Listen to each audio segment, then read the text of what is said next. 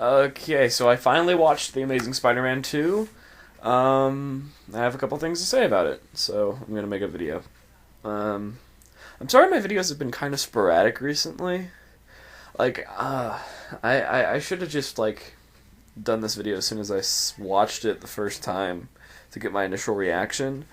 But, um, I just watched it for the second time last night, and today I had to do stuff. I hung out with my grandma, and I had to do stuff with school. I finished my first college application, so I'll I guess I'll post a video whenever that gets completed. I checked this out from the library because I really liked Amazing Spider-Man. I saw it twice in theaters. I thought that the plot felt a little cartoony and heavy-handed toward the third act, but overall I really liked the art style and the performances. I thought it was really faithful to the comics with also being its own thing. Um, this is just straight up like a Spider-Man comic. It really reminds me of J. Michael Straczynski's run on Spider-Man, especially the costume design. It reminds me a lot of what John Romita Jr. did with it, especially since it moves and folds like fabric. You can see in the picture that I'm using, Spider-Man's kind of crouched down, and you can kind of see the folds in his torso to the right, like where he's crouching, and I absolutely love that because I know that a lot of the costuming was done with practical effects. Because a lot of the Sony Spider-Man stuff, the costume, I could be wrong, but a lot of it was done. A lot of the in-costume stuff was done with CGI, and it doesn't feel like that here. Even if it was done with CGI for some of the in-costume stuff, it still looks like an actual person wearing the Spider-Man suit. And I actually absolutely love that. I like that the tone is a lot brighter here because he's been Spider-Man for a while. It feels a little like the Sam Raimi movie, but not entirely.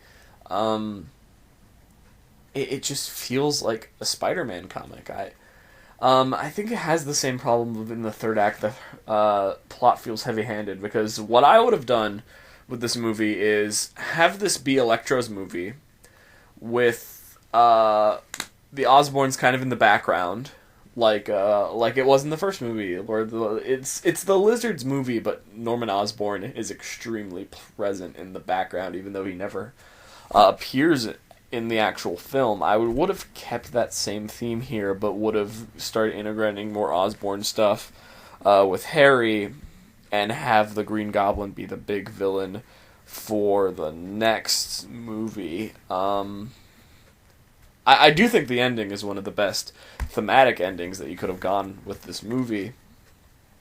But I just wish that they would have saved it because the Green Goblin stuff feels really rushed. Or if they would have dedicated half the movie to Electro and then the Green Goblin starts showing up.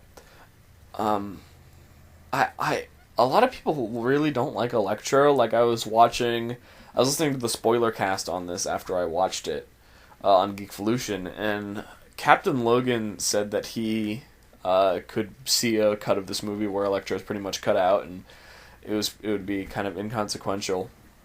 I don't see that at all. I really love what they do with his character. I really sympathize with him. Um, Jamie Foxx just gives an amazing performance as Electro, as that guy that everybody ignores. I love it, everything. This is another theme that was brought from the last movie: is that everyone is way too quick to love or hate Spider-Man. Most of the citizens really love Spider-Man, or are neutral about him, or they really hate Spider-Man. We get a Jonah Jameson reference. I wish he would have actually showed up in the movie and was talking about it. Maybe he was interviewing Max, but that's neither here nor there. Max is saved by Spider-Man, so he obsesses over Spider-Man, and it works slightly with his character that he would obsess over Spider-Man and love him because he's the only person who has given him the time of day.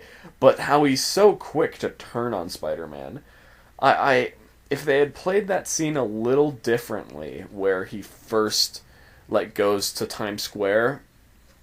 Is that Times Square? I've never been to New York, so it has a lot of. It's either Broadway or Times Square because I saw a Mamma Mia billboard, but I also saw a ton of other billboards. That's neither here nor there. If they would have made it a more gradual turning towards Spider-Man, instead of, all the screens start showing Spider-Man, and he automatically just hates him. I didn't really buy that. I also didn't buy the stuff with Harry just turning on a dime and hating Spider-Man after he was kind of neutral about Spider-Man. He's like, Spider-Man's kind of weird, but whatever. And then Spider-Man doesn't give him his blood for a very good reason. It's a very logical reason, like, hey, blood transfusions don't always work out and it might not cure you. He's like, I don't care, I just want your blood. And it's just really weird. The motivation for the Green Goblin seemed really off, and I feel like they rushed it a lot. It seems like the setup. This is why I think that they should have set it up in this movie and paid it off in a third movie where he's the big bad, because you have the setup and payoff, and it feels so compressed with all this other stuff going on. Emma Stone is fantastic as Gwen Stacy, and Andrew Garfield is just an amazing Spider-Man. I can't believe I just said that. I didn't even think about that. He's a really good Spider-Man. He fits the role really well, and he just feels natural. Like when Tobey Maguire gave jokes, it's you out Gobby, out of your mind. Like that line, it just feels really, really stilted when Tobey Maguire delivers it. I feel like if it was given a different context, Andrew Garfield could pull off that line, and it wouldn't feel stilted at all. It would feel completely natural. I probably would have laughed at that in a non-ironic sense, because in the first Spider-Man movie, when Tobey Maguire delivers that line, it's just so bad. I can't help but out of your mind. It's okay. I wish there was more Rhino stuff, mostly because this movie was partially sold on the Rhino. He's in the poster. If they I was watching Browncoat Eric's review of this movie, and he said, if they would have kept this, they would have kept the Rhino under wraps, so that it was a surprise that he was in the end of the movie, it would have been so cool. And I totally agree, but we all knew that he was in the movie, and we all thought that he would have a bigger part to play in the movie. So when he just gets that thing, I want more of the Rhino. I want more of Spider-Man fighting the Rhino, even though that last shot, it's a parallel with the last shot of the first movie, but it also is just a great thematic point to end the movie on.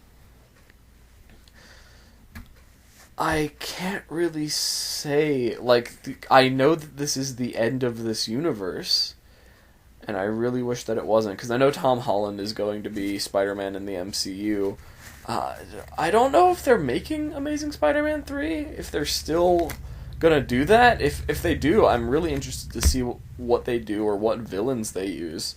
I think Felicia Hardy shows up in this movie.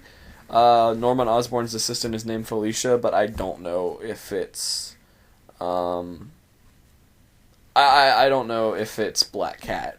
But Black Cat would be a very interesting place to take this after this movie, because Black Cat is the rebound girl of the Spider-Man universe, and it feels like the logical place to take Peter after Gwen dies, and not just immediately bringing it to Mary Jane, because I feel like introducing Mary Jane and having him get with Mary Jane in one movie after we have 2 movies of the relationship between Gwen and Peter, to build up the death scene, because even though I thought that the Goblin stuff was really rushed, I still felt really emotional during the death scene, because I just love these characters and the actors that portray them so much. It would be really weird if we saw Peter get into another really intense emotional relationship. I feel like the next logical point is for him to go into a more physical relationship, because he feels like he can't get into a more emotional relationship. But overall, I thought this movie was good. It fell short during the third act, but that's kind of just a thing with Spider-Man movies now. It's just something to be expected. I hope that they don't do it again with the next one. I hope that the writing is a little bit better and the structure, it makes it a little bit more coherent sense in the third act.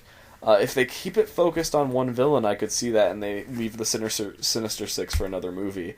Doing Dr. Octopus would be very interesting. And doing comic book Dr. Octopus, where he's kind of a pretentious guy who's down on his luck and just wants money. I feel like that'd be a very interesting place to take it and just deal with Peter's fallout of this movie. Would be very interesting to do. But, I don't know, maybe he might do a villain that's completely unrelated to the Sinister Six. You know, he might fight Kingpin or something. Although I don't think they can get anybody to play Kingpin who isn't the dude from Daredevil, the TV show, but whatever. Yeah, overall, I thought this movie was really good. If you haven't seen it, I'd check it out. If you have, and you don't like it, tell me why. I'd love to hear what you think. But yeah, that's my thoughts on it.